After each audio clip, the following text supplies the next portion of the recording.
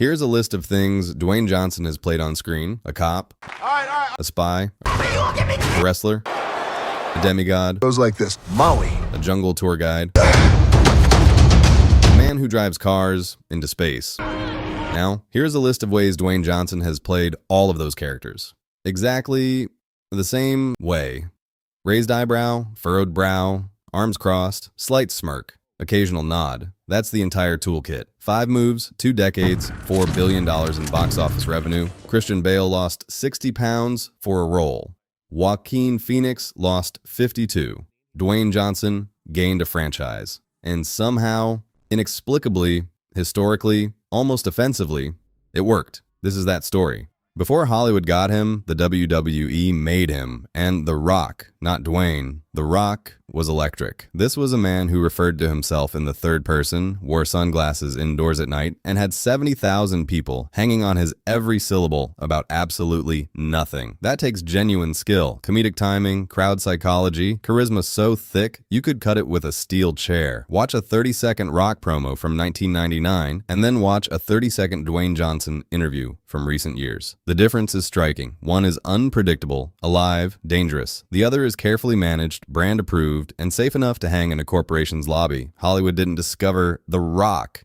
It domesticated him. The Scorpion King, the film that accidentally created the template for everything that followed. The role required 3 things: look dangerous, sound dangerous, and never actually be in danger of delivering a complex emotion. Johnson met all 3 requirements with room to spare. Critics said, serviceable action star. Audiences said, we want this man in everything immediately. Studios said, we have found a human product. Do not tamper with the packaging. And they never did. Because here's what the Scorpion King quietly proved. Dwayne Johnson doesn't need a character. He needs a costume. Give him a weapon, point him at a villain, and let physics do the rest. The character is always Johnson. Only the outfit changes. Compare that to someone like Charlize Theron. Same era, similar action roots. Monster in 2003, completely unrecognizable. Gained 30 pounds, disappeared into a real person, and won the Oscar. 2 actors. 2 completely opposite philosophies. One became a chameleon, one became a logo. Guess which one has a higher box office average?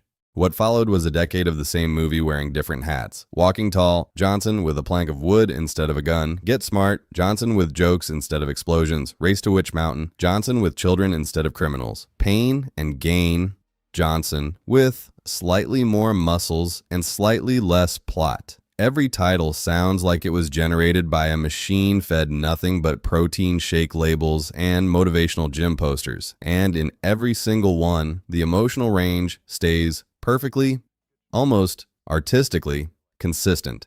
Danger gets the furrowed brow, comedy gets the smirk, authority gets the crossed arms, sadness gets, well, Johnson's characters don't really experience sadness. They experience temporary inconvenience, followed by immediate physical resolution. While he was doing this, Daniel Day-Lewis was retiring from acting because he found it too emotionally exhausting. Meanwhile, Johnson was filming 3 movies simultaneously and meal prepping cod and sweet potato at 4 in the morning. Different animals entirely. Fast 5. 2011. This is where the story stops being funny and starts being genuinely fascinating. Johnson joins a franchise that already had a lead, a star, a man whose entire identity is also a carefully constructed brand. Vin Diesel. And within 15 minutes of screen time, Johnson made Diesel feel like a warm-up act in his own movie. Think about what that actually means. Vin Diesel, a man who has spent 20 years building the most deliberately consistent persona in Hollywood, got out-personaed by someone who had been in the franchise for 15 minutes.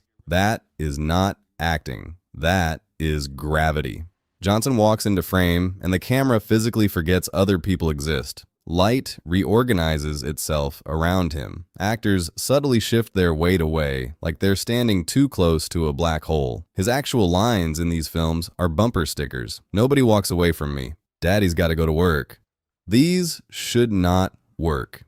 They are written at a 3rd grade reading level, and yet delivered with that particular Johnson frequency of absolute, unironic sincerity, audiences lose their minds every single time. The secret is, he always means it, and that commitment, that borderline delusional commitment, is its own form of performance.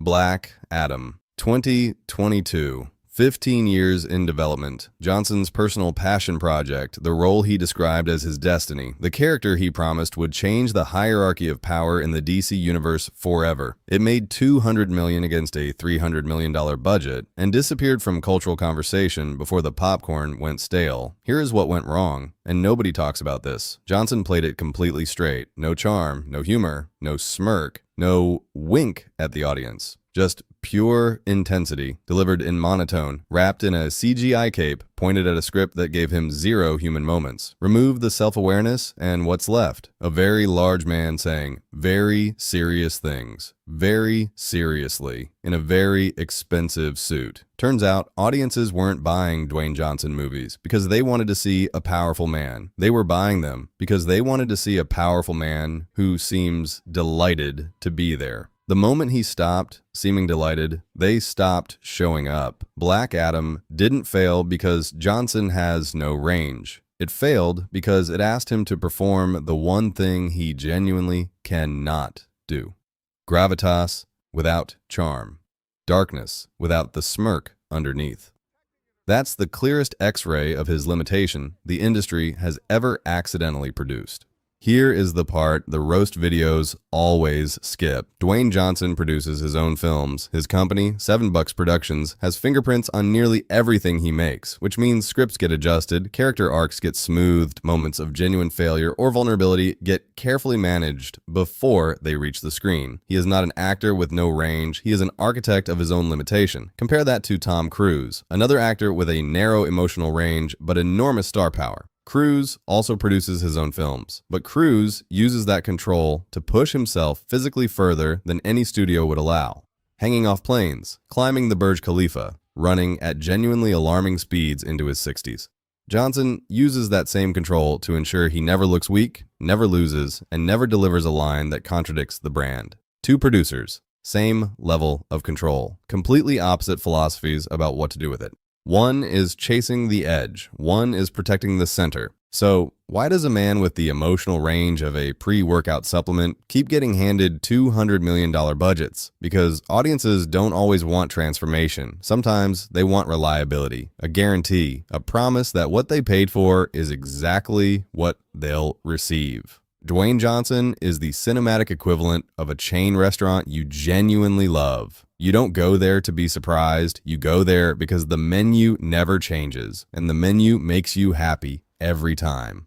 But there's something deeper happening too. There is something magnetic, genuinely, almost scientifically magnetic, about a person who is completely, unapologetically, relentlessly themselves on screen. No performance of depth, no manufactured vulnerability, no borrowed gravitas, just pure Johnson, at full volume, in every frame. Adam Sandler has built the same career on the same principle. So has Keanu Reeves. So has Jason Statham. None of them are chameleons. All of them are logos. And logos, when they connect, print money indefinitely. The difference is Johnson's logo is bigger than all of theirs. His presence fills a frame the way theirs fills a scene. It's not range, it's amplitude.